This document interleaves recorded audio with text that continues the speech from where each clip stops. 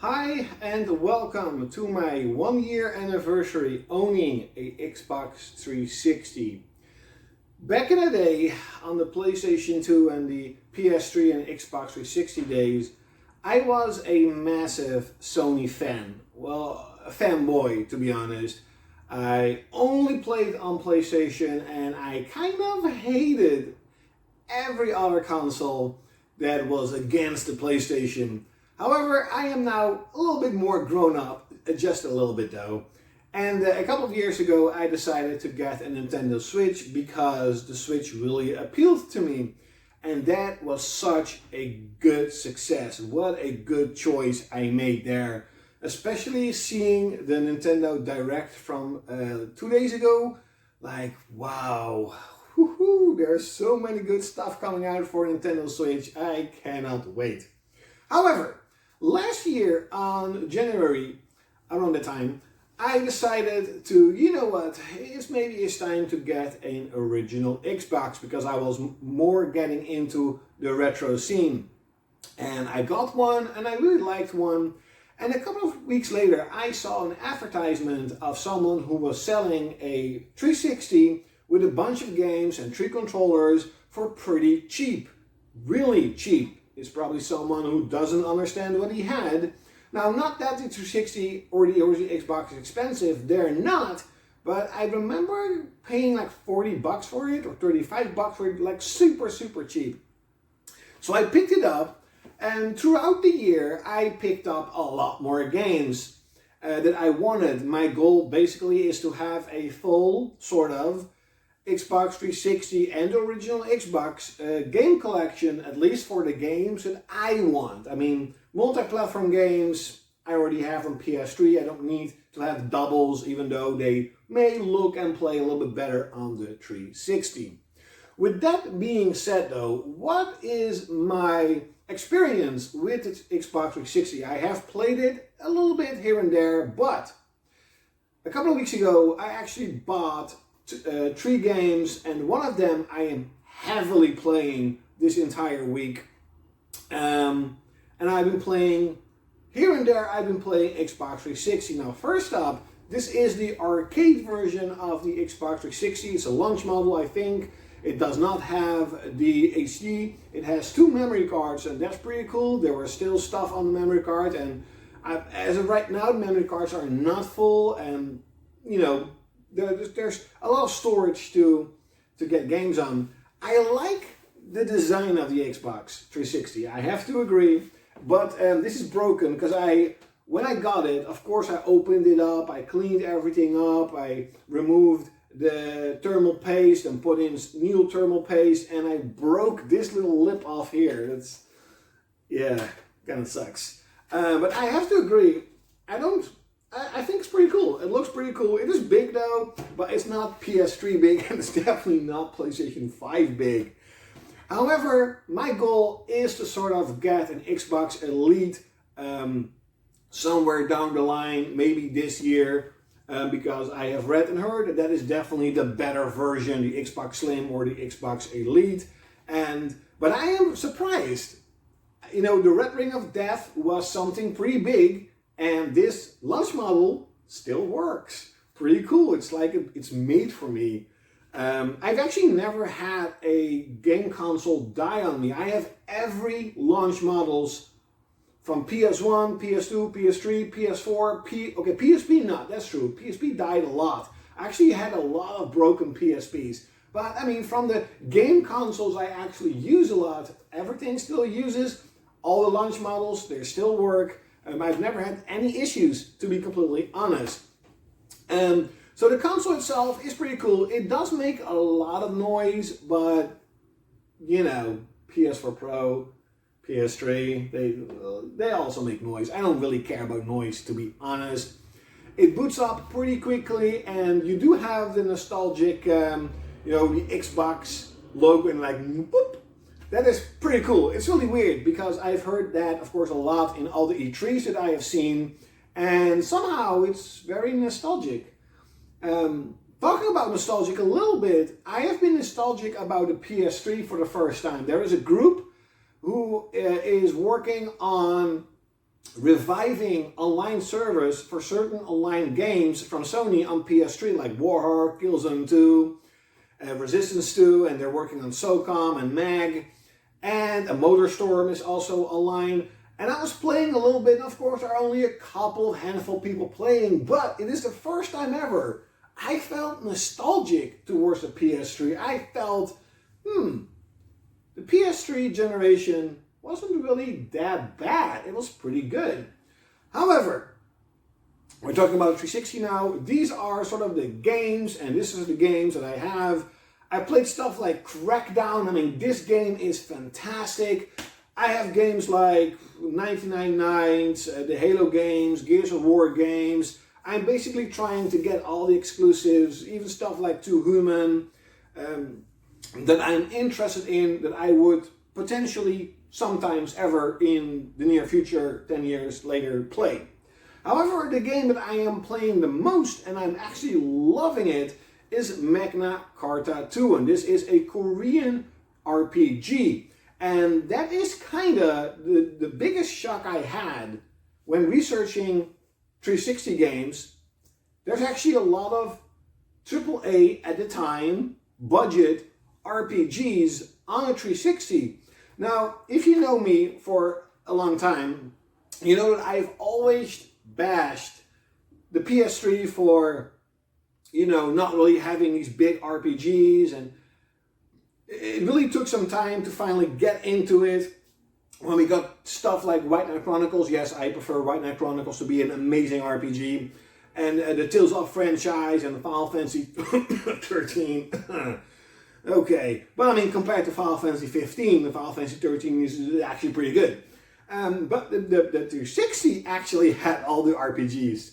And I know that because I remember that because I think Microsoft was actually paying developers to make RPGs on their system. So you had Magna Carta 2, you had Blue Dragon, or is it Blue Dragoon? Oh, Blue Dragoon. This is definitely the game that I'm waiting to play. But, I mean, Horizon is coming out, and Elden Ring is coming out, and I just ordered Edge of Eternity. And I'm thinking to myself, oh, when I'm done with Magna Carta, I'm going to play Edge of Eternity. And then I'm like, wait a minute, isn't Horizon coming out next week? I'm like, oh, shit. Stuff like Lost Odyssey. I actually played this a little bit, but I'm stuck at a boss. And I was like, how? I'm trying to level up, but it's really difficult. And I've actually read that you need to use a certain strategy on certain bosses, or they are almost impossible to beat. So I have to go back towards this game. So this is like already 3 pretty big games. I have Oblivion here, because I have Oblivion on PS3. I'm not super interested in playing it, but when Oblivion came out, it was on a 360, and there was a lot of hype for this game, and that's why I kind of, Oblivion is on the 360. It should be on your collection, but I don't know why it's there. Do I have more RPGs? I do have more RPGs. No, I don't. Actually, I don't. I do, but the game that I got the system with and I wanted to play the most is Dead or Alive 4. I'm a huge Dead or Alive fan, and I hated it. My hate for Xbox started with Dead or Alive 3 coming exclusively on the Xbox, and it looked so good on the Xbox. It looked like next generation. And the same happened with with the Dead or Alive 4 on 360, and I was like, no, why? But these are sort of the games. Supreme Commander, believe it or not, the 360 actually had a lot of RTS games. I was super jealous of it. I have almost all of them. I think I need Universe at War, and that's sort of it, I think, if I remember correctly. But I actually play Supreme Commanders quite a lot on PC. I played it now a lot on 360. And it works fine. It's of course not as good as PC, but it works fine. It's okay. It's okay. The game that, of course, like one of the games on the original Xbox was Dead or Alive Extreme Beach Volleyball. Of course, I had to get the second one. I mean, come on. It's me. Of course I had to get it. To be honest, I never really played it, though. Because I played Extreme Beach Volleyball. I kind of played it here and there, but I only tried this out once. I should play it more. The games that I always was very jealous of that the 360 had because I love Dynasty Warriors, Warrior games, and Konami. Was it Konami? Is it Konami? I think it was Konami. I don't know. Was it Konami? I don't know. Oh yeah, it was Konami. Konami made 2 exclusive games called 99 Nights and 99 Nights 2. Now it's kind of weird because even though it's a sequel, this feels more like Dynasty Warriors, and this feels more like Kingdom Under Fire on the original Xbox. And this game is super hard. Like, I'm really grinding and farming to level up because I just get destroyed. Every time there's also almost no items that you can get your health back. And the kind of same goes a little bit with 99 Nights 2. A lot more units on screen. No, not a million. I know the meme. There's not a million units on screen, but there's a lot of units on screen. And both of these games I kind of like. So these are like the games that I am super interested in, that I sort of want to play or am playing. Now, last but definitely not the least, the controller. I always bashed the controller. I always said that I hated the controller. I mean, look at this stupid looking controller. But when you actually hold it against a PS3, it's kind of like, what is this tiny, cheap looking controller doing here? Man, everybody hated, at least at first, everybody was sort of laughing at the battery pack. And when you look at it, to me personally, you're like, man, where does my fingers fit? This looks very uncomfortable. But when you actually hold it in your hands, it is like heaven opening up. God ascending from heaven and saying, yeah, this is the perfect controller. Like, holy shit, this controller actually is really, really, really, really, really good. See, I'm even dying because I want to say really good. No.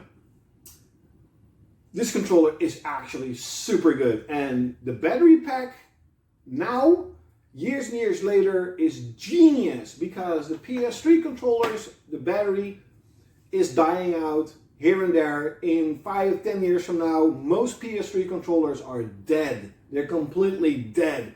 Yes, you can buy a battery pack, and with a little bit of knowledge and skill, you can definitely get a new battery in the PS3 controller, and then it will work perfectly fine for many, many, many, many years. But the only thing you need to do with a 360 controller is open the battery pack, put in 2 batteries, new batteries.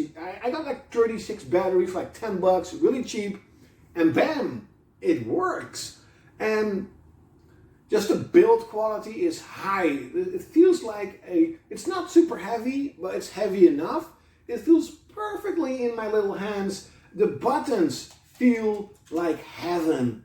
Like they're pretty big buttons. And even when you press it, most of the button still stays on top of the plastic case, and it just feels and sounds so good to press this button.